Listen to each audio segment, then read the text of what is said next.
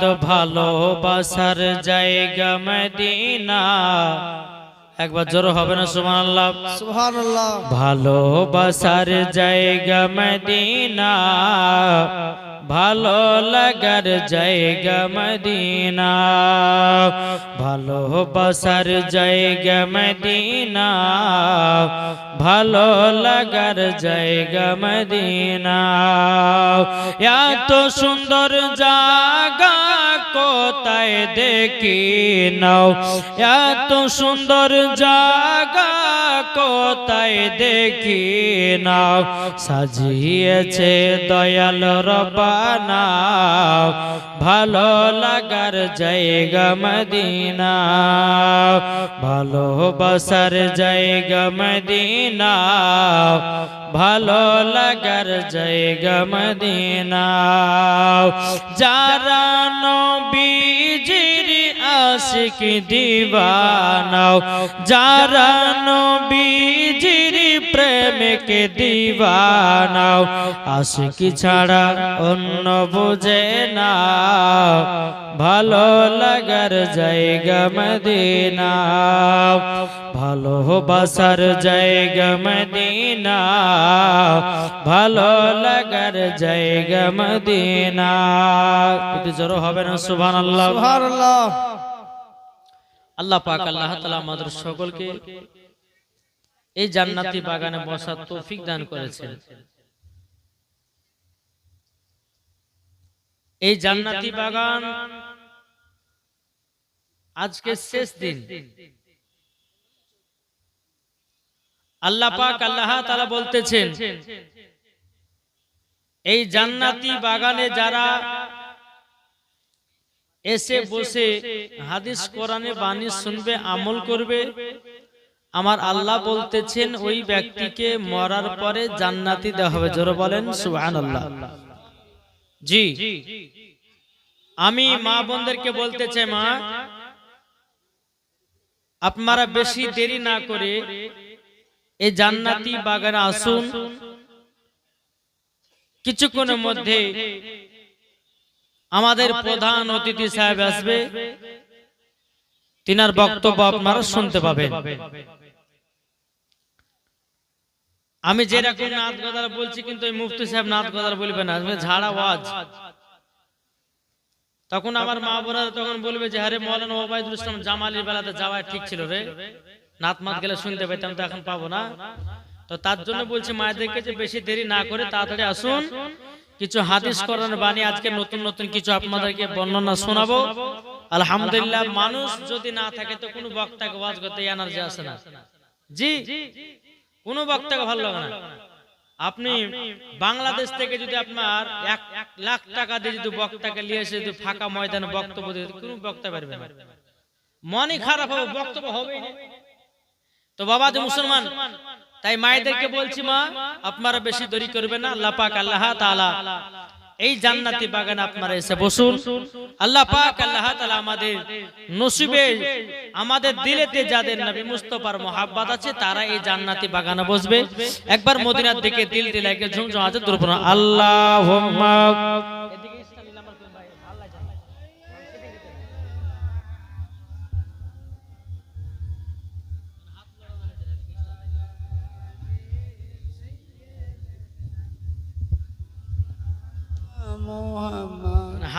صلوا على محمد صلوا على محمد हर दो में से निकालू पाक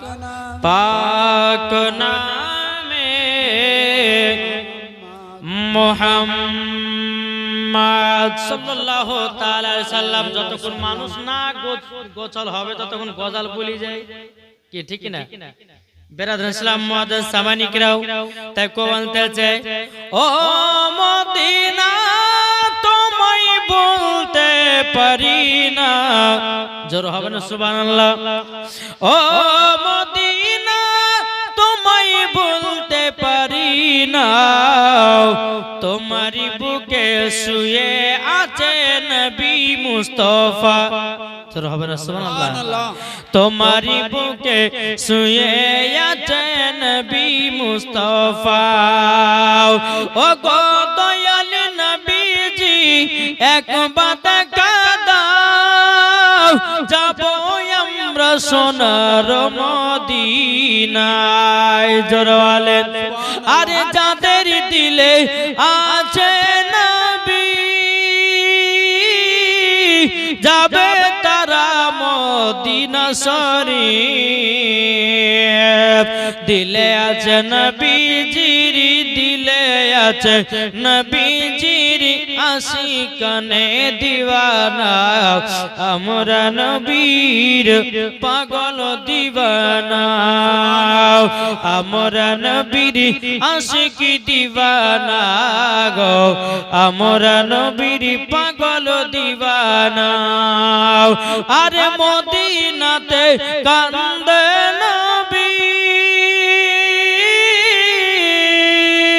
যাব আমরা মদিনা শরীফ জোর হবে না সুবহানাল্লাহ আরে মদিনাতে কান্দে নবী যাব আমরা মদিনা শরীফ নবীর প্রতি দরুদ পড়ে নবীর প্রতি সালাম পড়ে যাব সোনার মদিনায় আইকে যাবি সোনার মদিনায় আল্লাহুম্মা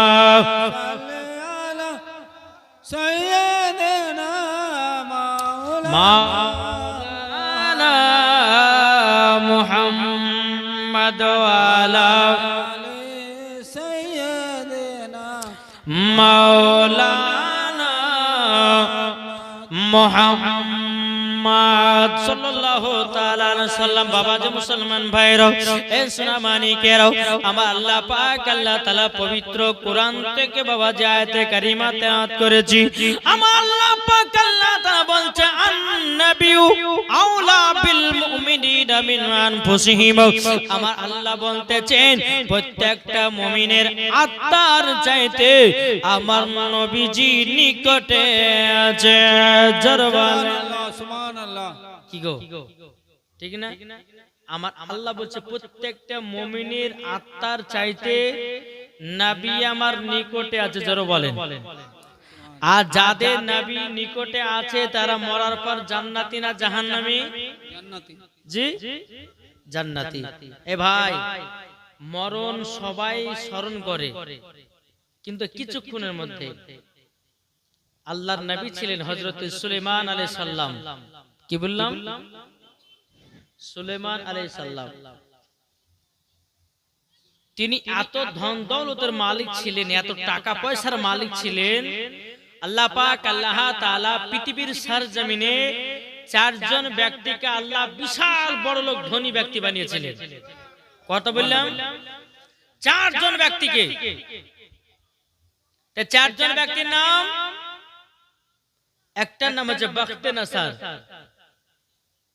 জুলকারনাইন হযরতে সুলাইমান আলাইহিস সালাম আর হযরতে সিকান্দার বাদশা এই চারজন বাদশাকে আল্লাহ পাক আল্লাহ তাআলা এত বড়লোক বানিয়েছিলেন এই চারজন পৃথিবীর সরজমিনে ইনাদের মতো আর দুনিয়াতে কেউ বড়লোক ছিল না তার মধ্যে থেকে হযরত সুলাইমান আলাইহিস সালাম আল্লাহ পাক আল্লাহ তাআলা বলতেছে আমার নবী সুলাইমানকে এত ধান দৌলত টাকা পয়সা বাড়ি গাড়ি সবকিছু আমার আল্লাহ দান করেছিলেন জোরে বলে আজ আপনাদেরকে কিছু ঘটনা আপনার শোনাবো বাপ কিছু কিছু আপনার মৌলবীদের কথা আপনার মাইনে চলতে হবে কি হবে না আচ্ছা মৌলবীরা যে কথাগুলো বলে আচ্ছা বলুন এই কথাগুলো আপনার ভুল বলে না সঠিক বলে একটা কথা বলবো আপনার শরীরের মধ্যে ব্যারাম হয়েছে আপনি চলে গেছেন বাবাজি কলকাতা পিজিতে যাওয়ার পর আপনার শরীর চেক আপ করেছেন ডাক্তার ধরে বুঝেছে আপনার ক্যান্সার হয়েছে আপনি ভয় ভয় ভাবছেন যে আল্লাহ আমি আর বাঁচবো না আমাকে হয়তো যেতে হবে কোথায় ব্যাঙ্গালোরে ওখানে গিয়ে ডাক্তার চেকিং করে কিছু ডাক্তার ওষুধ দিয়েছে দেওয়ার পরে আপনার নুরুল শেখ দিয়েছে 200 টাকা। আল্লাহ তাআলা দানকে কবুল করুন, জোরে বলেন আল্লাহুম্মা আমিন। বাবা যে মুসলমান, তো ডাক্তার বলেছে যে এই ওষুধগুলা খাবা আর 3 মাস গরুর গোশত, মাছ, ডিম এগুলা খাবা না। আচ্ছা বলুন, শরীর বাঁচার লেগে সে করবে কি করবে না? একজন ডাক্তার বলে তোমার শরীরে ক্যান্সার হয়েছে, ভয়ে গোশত ছাড়া গোশত খাওয়া ছেড়ে দিলাম, মাছ খাওয়া ছেড়ে দিলাম, সব খাওয়া ছেড়ে দিলাম। আর একজন বক্তা মৌলবি যখন বলছে যে তুমি নামাজ না পড়লে জাহান্নামে যাবে, সেটা আর বিশ্বাস করছি না। কি ঠিক না? আমরা বিশ্বাস করছি না।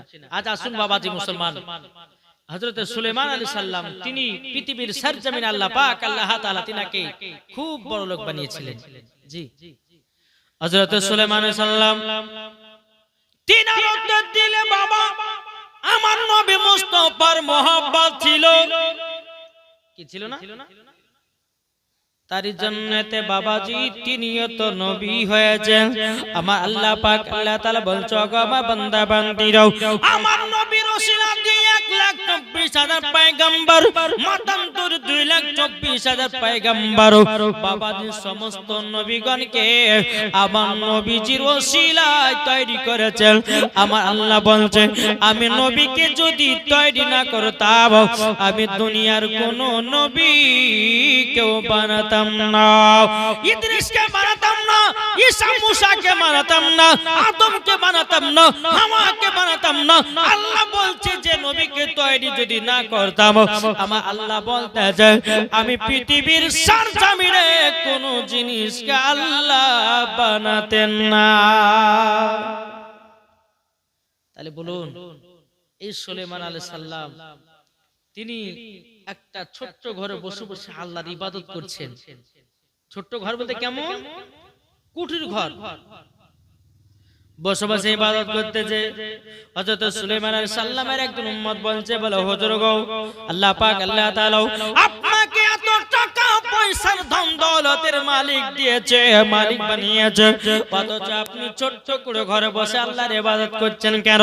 আপনি তো রাজপ্রাসাদ বানাতে পারেন, আপনি তো বাড়ি গাড়ি বানাতে পারেন, আপনি তো সব কিছু করতে পারেন, কিন্তু গো নবী সুলাইমান আপনি ছোট্ট ঘরে বসে বসে কেন আল্লাহর ইবাদত করতেছেন? হযরত সুলাইমান আলাইহিস সালাম বলছে, বলো গো আমার উম্মতেরা, তোমরা শোনো গো, আমার আল্লাহ পাক আল্লাহ তাআলা কখন মালাকুল মাউতকে পাঠাবে, আমার জান কবজ করে নিবে।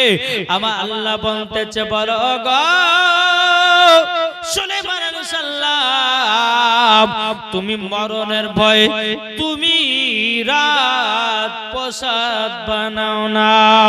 এ বাবা যে মুসলমান ভাইরাও, এদিকে সুলাইমান আলাইহিস সালামের উম্মত বলতেছে, বলো গো নবী সুলাইমান আপনি কেন রাত প্রসাদ বানান নাই? হযরত সুলাইমান আলাইহিস সালাম বলছো, আমার উম্মত শোনো গো, আমার আল্লাহর ফেরেশতা মালাকুল মাউত আমার জান কবজ করে নিয়ে চলে যাবে, আমার বাড়ি গাড়ি